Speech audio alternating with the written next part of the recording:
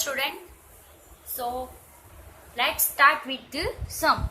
Our first sum is record the following transactions in the journal books of Priyanka.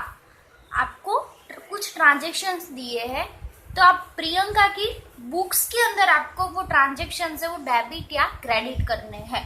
Okay, तो हमारा first transaction है जो है 2018 मार्च के फर्स्ट डेट को है. तो फर्स्ट ट्रांजेक्शन है goods of ₹10,000 is purchase on cash. यहाँ पे क्या हुआ, ट्रांजेक्शन्स परचेज हुआ है और कैश से हुआ है. ओके, परचेज होगा तो वो ऑलवेज होगा डेबिट क्योंकि हमारे पास वो चीज आ रही है. If it comes then we will debit it and if it goes then we will credit it. तो ये रूल्स आपको माइंड में रखना है कि अगर कोई चीज आ रही है तो वो डेबिट करेंगे हम लोग और अगर कोई चीज जाएगी तो उसको हम क्रेडिट करेंगे. तो यहाँ पे क्या हुआ है, परचेज हुआ है यानी गुड्स है वो हमारे पास आएगा तो क्या होगा, डेबिट. ओके, तो यहाँ पे हम लोग लिखेंगे परचेज अकाउंट डेबिट. यहाँ पे हम लोगों ने परचेज किया यानी गुड्स तो आया लेकिन हमने सामने कुछ दिया होगा तो वो क्या दिया है, हम लोगों ने कैश दिया है यानी हमारे पास से क्या जा रहा है, कैश. यानी if it goes then we will credit it. Okay, तो यहाँ पे होगा purchase account debit to cash account. वापिस समझा रही हूँ, ट्रांजेक्शन्स क्या है हमारा, goods of ₹10,000 is purchased on cash यानी हमने 10,000 का गुड्स कैश से खरीदा है. खरीदेंगे तो गुड्स हमारे पास आएगा तो हम क्या करेंगे, if it come then we will debit it. और हमने परचेज किया है तो सामने कुछ तो दिया होगा तो यहाँ पे हम लोगों ने क्या दिया है, कैश. यानी कैश हमने दिया यानी हमारे पास से गया तो क्या होगा, वो क्रेडिट होगा. ओके, तो यहाँ पे हम लोगों ने किया purchase account debit to cash account. यहाँ पे देखो डेट लिखी है, जो यहाँ पे क्वेश्चन में दी होगी वही हमको यहाँ पे लिखनी है. और ट्रांजेक्शन्स की भी जो डेट है वो यहाँ पे डेट लिखी होंगी. ट्रांजेक्शन्स की फर्स्ट डेट, सेकेंड, 6, 8. तो ये जो डेट है ना उस दिन पे ये ट्रांजेक्शन हुए होंगे इसलिए वो डेट आई है. तो जब भी हम ऐसे जर्नल बनाए ना तब भी क्वेश्चन के सामने जो डेट होगी वही हमको यहाँ पे डेट के कॉलम में लिखनी है. ओके, चलो फर्स्ट पता चल गया आपको, purchase account debit to cash account. Okay, तो यहाँ पे डेबिट हुआ तो हम डेबिट के कॉलम में जाएंगे, राइट उसके सामने वहां पे हम लोग लिखेंगे 10,000 क्योंकि हमारा गुड्स था 10,000 का. और यहाँ पे हमारे पास से क्या गया, कैश यानी कितना गया, 10,000. तो जो क्रेडिट कॉलम है ना उसके सामने ही 10,000 लिखना है. ऐसा नहीं कि इधर 10,000 और इधर भी 10,000, नहीं. जो डेबिट है उसके सामने डेबिट, क्रेडिट है उसके सामने क्रेडिट का. देखो वापिस समझा रही हूँ कि जो डेबिट होगा ना तो यहाँ पे हम लोग ऐसे DR लिखेंगे लेकिन क्रेडिट होगा तो CR नहीं लिखेंगे, उसको वहां पे 2 करके ही सिंपल लिखना है. और डेबिट के सामने आपको 2 नहीं आएगा. ओके, तो ये बात ध्यान में रखनी है. और इसको ऐसे बोलना है कि purchase account debit to cash account, credit नहीं बोलना है पीछे, simple purchase account debit to cash account. 10,000 clear. चलो अब नरेशन है. नरेशन ऑलवेज स्टार्ट होगा बीइंग से. और ये नरेशन कहाँ से आएगा, हमारे क्वेश्चन में से. हमने ये जो ट्रांजेक्शन ऐसे हम लोगों ने बताया तो वो कौन सा ट्रांजेक्शन था, अगर हमको फ्यूचर में जानना हो तो हम नरेशन के ऊपर से जान सकेंगे, इसलिए नरेशन लिखना कंपलसरी है. लेकिन अगर आप लोगों ने सिर्फ इतनी एंट्री लिखी होगी तो आपको पता चलेगा कि हम लोगों ने ये परचेस क्यों किया और ये सामने कैश क्यों दिया था और ये कब हुआ, हम लोगों ने ऐसा क्यों किया. यहाँ पे तो देखो नेम नहीं दिया है लेकिन इन फ्यूचर में बहुत सारे ऐसे सम्स आएंगे वहां पर नेम आएगा तो इसलिए नरेशन लिखे जाते हैं ताकि आपको फ्यूचर में पता चले कि ये ट्रांजेक्शन क्यों हुआ था. चलो बीइंग लिखकर goods of ₹10,000 purchased on cash. जो हमारा क्वेश्चन है उसमें थोड़े कुछ वर्ड्स आगे पीछे कर देने के लिए ऐसा लिखना है. Goods of rupees 10,000 purchased on cash.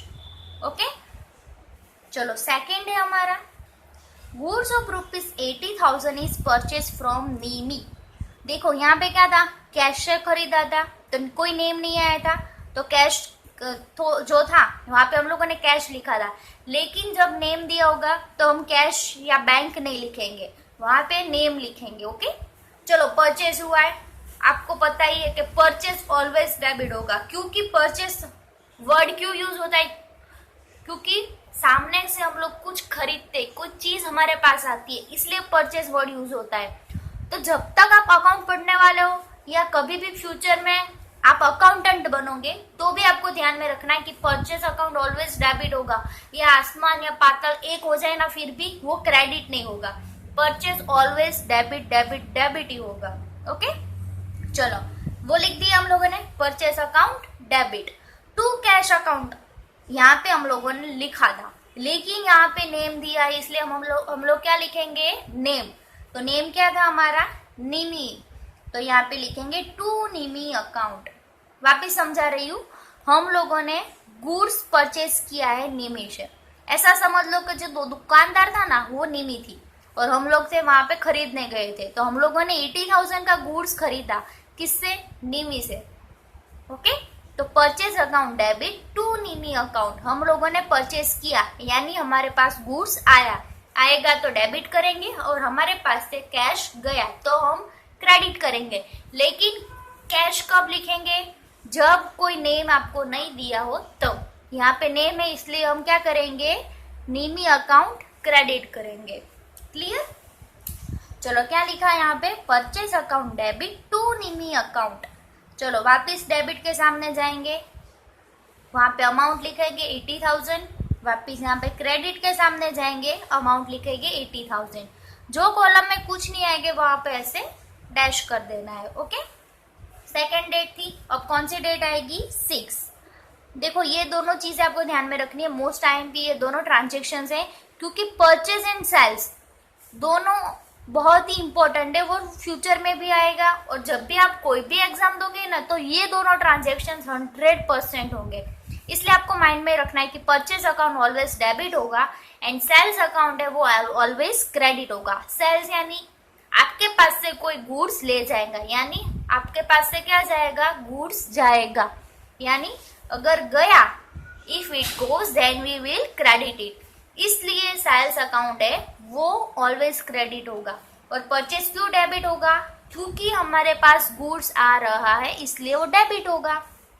Clear, चलो 6 नंबर का ट्रांजेक्शन है, goods of rupees 8,000 is sold to Meena. देखो यहाँ पे वापिस नेम यूज किया है, यानी हम लोगों ने मीना को 8,000 का गुड्स सेल किया, यानी हमारे पास से गुड्स गया और हमारे पास क्या आएगा, कैश आएगा।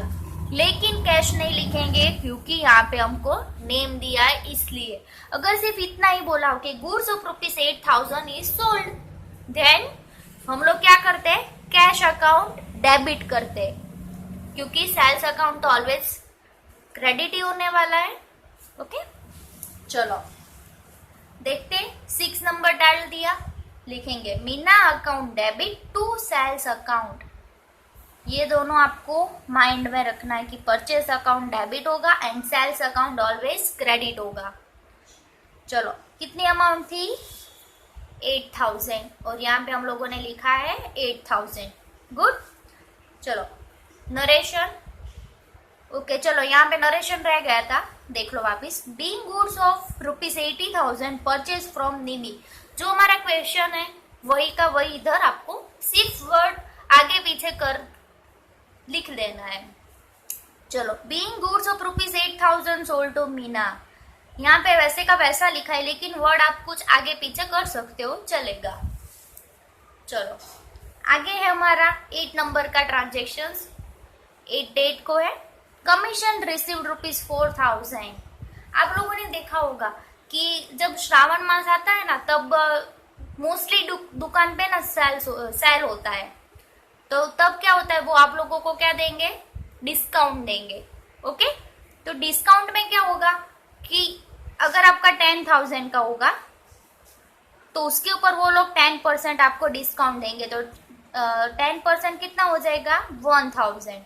तो आपको वो गुड्स कितने में पड़ेगा 9000 का। गुड्स ले लो, कोई कुर्ती ले लो, कोई साड़ी ले लो, कोई भी। तो यहाँ पे जो डिस्काउंट करने के बाद जो अमाउंट आएगी ना, वो अमाउंट आपको जो जर्नल एंट्री बनाओगे ना ऐसे, उसमें ये अमाउंट लिखनी है। तो आपको ये बात माइंड में रखनी है, क्योंकि इसमें ना ज्यादातर लोग क्या गलती कर देते हैं कि जो 10,000 है ना वही लिख कर आ जाते हैं, लेकिन ऐसा नहीं करना है। जो डिस्काउंट दिया है ना वो माइनस करने के बाद जो अमाउंट आएगी ना वो आपको जर्नल एंट्री के अंदर लिखनी है। ओके, तो ये बात आपको ध्यान में रखनी है। इसके भी आगे ट्रांजेक्शन आएंगे तब देखेंगे, लेकिन अभी के लिए इतना ही रखते हैं। चलो 8 नंबर का था हम लोग कमीशन रिसीव्ड ₹400, यानी हमको क्या मिला है कमीशन। हमारे पास आया, क्या आया हमारे पास रिसीव्ड हुआ, यानी हमारे पास क्या आएगा कैश आएगा। कितने रुपीस का 400 का। If it come then we will debit it. Okay, हमारे पास क्या आया कैश आया, तो हम क्या करेंगे cash account debit to commission account. Commission account क्यों क्रेडिट किया, क्योंकि हमारे पास कमीशन आया है इसलिए। या अगर रेंट आता तो हम क्या करते रेंट अकाउंट क्रेडिट करते। ओके, चलो 8 नंबर के डेट डाल दी थी, फिर लिखा है cash account debit to commission account. कितने रुपीस का था वो 400 का कमीशन आपको रिसीव हुआ है, इसलिए यहाँ पे लिखेंगे डेबिट के सामने डेबिट, क्रेडिट के सामने क्रेडिट। चलो नरेशन देख लेंगे। Being commission of ₹400 is received. देखो क्वेश्चन क्या था, कमीशन रिसीव्ड ₹400, तो यहाँ पे मैंने कुछ आगे पीछे कर दिए words. Being commission of ₹400 is received, ऐसा आगे पीछे कर लोगे ना तो अच्छी इंप्रेशन पड़ेगी। चलो next 10 number wages expense paid ₹250, यानी यहाँ पे आप लोगों ने पेड किया है, पे किया, यानी आपके पास से कैश जाएगा। जाएगा तो क्या आएगा if it goes then we will credit it, यानी हमारे पास से कैश गया तो वो हम क्रेडिट करेंगे। चलो यहाँ पे लिख दिया पहले हम लोगों ने टू कैश अकाउंट क्रेडिट। चलो तो डेबिट क्या होगा वेजिस होगा। आप लोगों को ये बात ध्यान में रखनी है, अगर कोई भी देखो ये कमीशन वर्ड वेजिस, ये नीमी मीना ऐसे कोई वर्ड दिए हो ना, तब ऑलवेज आपको वर्ड लिखने कंपलसरी है। चलो ये एक्सपेंस आप लोगों ने पे किए, कौन से एक्सपेंस है ये वेजिस के नाम के, तो यहाँ पे डेबिट क्या हो जाएगा हमारा वेजिस। ओके, डेट डाल दी, फिर लिखेंगे wages account debit of ₹250 and to cash account 250। Being wages of ₹250 is paid, हम लोगों ने वेजिस 250 के पे किए। चलो and the last one is college tuition fees of son ₹5000 paid from business. आपका कोई बच्चा था तो उसकी कॉलेज ट्यूशन फी है ना आप लोगों ने पे की है ₹5000। तो आपको आगे याद होगा कि अगर जो ऑनर है वो बिजनेस में से कोई अमाउंट गुड्स या असेट्स ले जा रहा है अपने पर्सनल यूज के लिए, तो वो हमारा क्या हो जाएगा ड्राइंग हो जाएगा, आपको याद होगा। चलो तो क्या होगा बिजनेस में से वो चीज गई। ओके, क्या गया हमारे पास से बिजनेस में से 5000। यहाँ पे हम लोग भले ही ऑनर हो, लेकिन हमको बिजनेस के बारे में ही सिर्फ सोचना है, हमारा पर्सनल यूज के बारे में कुछ नहीं। तो यहाँ पे आपको यही बात ध्यान में रखनी है कि बिजनेस में क्या चीज आ रही है और बिजनेस में से क्या चीज जा रही है। तो यहाँ पे देखो क्या गया बिजनेस में से 5000 रुपीज गए। तो अगर गया यानी if it goes then we will credit it. 5000 rupees गए तो हम लोगों ने क्या किया कैश अकाउंट क्रेडिट किया। और डेबिट क्या आएगा, ऐसा नहीं लिखना है कि कॉलेज ट्यूशन फी या कुछ भी, वो हो जाएगा हमारा ड्राइंग, क्योंकि ओनर का पर्सनल यूज के लिए ये हुआ है, इसलिए हम लोग लिखेंगे ड्राइंग अकाउंट डेबिट।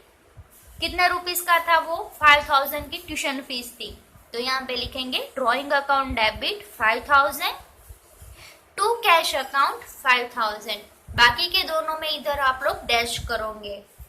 चलो बीइंग यानी नरेशन लिख देंगे कि being ₹5,000 paid from business for college fees of son. Okay, आपको ये बात ध्यान में रखनी है कि बोर्ड में दो एंट्री होगी ना, उसको मिलाकर 1 मार्क बनता है, यानी इसके 0.5 हुआ और इसके 0.5। तो ये नरेशन कंपलसरी लिखना है, वरना अगर दोनों एंट्री राइट होगी ना तो भी आपको 0.5 मार्क मिलेंगे, ये नरेशन के कट हो जाएंगे। तो अगर नरेशन लिखोगे ना, भले ही छोटा है लिखो, लेकिन लिखना कंपलसरी है। अगर नरेशन लिखा होगा ना तो आपको फुल मार्क मिलेंगे। ओके, देखो फिर क्या करना है, लास्ट में ऐसी एंड तक आपको एक लाइन बना देनी है, फिर ऐसे बड़े राइटिंग में आपको टोटल लिखना है। फिर सारा टोटल करने के बाद यहाँ पे आपको टोटल लिखोगे, और ये बात ध्यान में रखनी है कि दोनों का टोटल सेम आना चाहिए, डेबिट एंड क्रेडिट दोनों का। अगर दोनों का थोड़ा भी ऊपर नीचे हुआ ना तो आपका ये पूरा सम रॉन्ग गिना जाएगा, क्योंकि आपको पता ही होगा कि डेबिट में जो हम अमाउंट लिखते हैं वही क्रेडिट में लिखते हैं। अगर आप लोगों ने कुछ भी गलती कर दी, 1 0 कट के इधर 5,000 लिखा, इधर 500 लिखा, तो यहाँ पे गलती आ जाएंगी। तो आपको तुरंत पता चल जाना चाहिए कि मैंने कुछ गलत किया होगा, वरना ये दोनों के जो टोटल है वो सेम आते। तो आपको ये बात ध्यान में रखनी है कि टोटल है ना सेम आना चाहिए। और फिर नीचे से 2 अंडरलाइन करनी कंपलसरी है, इसके भी 0.5 मार्क होते हैं। ओके, चलो वापिस एक बार हम लोग रिमाइंड कर लेते हैं। चलो, record the following transactions in the journal book of Priyanka. तो पहले हम लोग इधर हेडिंग लगा देंगे, journal entries in the book of Priya. फिर है 2018 मार्च का first transaction, goods of ₹10,000 is purchased on cash. हम लोगों ने कैश पे गुड्स परचेस किया, यानी हमारे पास गुड्स आएगा तो क्या हो जाएगा, वो डेबिट, एंड जाएगा तो कैश। यानी हमारे पास गुड्स आया तो हम उसको डेबिट करेंगे, और हमारे पास से कैश गया तो उसको हम क्रेडिट करेंगे। तो वह purchase account debit to cash account. कितनी अमाउंट थी, 10,000। नरेशन तो आपको पता ही है, क्वेश्चन में से मिल जाएगा आपको। सेकेंड है, डेट लगा देनी है, goods of ₹80,000 is purchase from Nimi. यहाँ पे आपको नेम दिया है। चलो, purchase account debit to Nimi account, ready. Amount लिख दिया आप लोगों ने, फिर नरेशन लिख दोगे। फिर है 6 नंबर का, goods of ₹8,000 is sold to Meena, यानी आप लोगों ने सेल किया, यानी आपके पास से गुड्स गया एंड आपके पास क्या आएगा, कैश। कैश तभी लिखना है जब यहाँ पे कोई नेम ना दिया हो, लेकिन यहाँ पे नेम दिया है तो हम कैश वर्ड यूज नहीं करेंगे, हम लिखेंगे मीना। तो Meena account debit to sales account. Amount कितनी आएगी, 8,000। रेडी। चलो नेक्स्ट है हमारा कमीशन रिसीव ₹400, यानी आपको कमीशन मिला है। आएगा तो क्या करेंगे हम लोग उसको, if it come then we will debit it. चलो, कमीशन मिला, कमीशन हमको किस में मिला है, कैश से, तो हम क्या करेंगे, cash account debit to commission account. आपको ध्यान में रखना है कि कोई भी नेम दिया हो तो उसका इस्तेमाल आपको करना ही है कंपलसरी। तो हम लिखेंगे इधर टू कमीशन अकाउंट। कितने रुपीस का था वो, 400 का, तो लिख दिया इधर 400। चलो 10 नंबर का, वेजिस एक्सपेंस पेड ₹250, यानी आपने एक्सपेंस पे किया है, यानी आपके पास से पैसे गए। If it goes then we will credit it. तो यहाँ पे कैश अकाउंट क्या करेंगे हम लोग, क्रेडिट, और डेबिट क्या करेंगे, वेजिस, क्योंकि इधर नेम दिया है इसलिए। Wages account debit to cash account 250।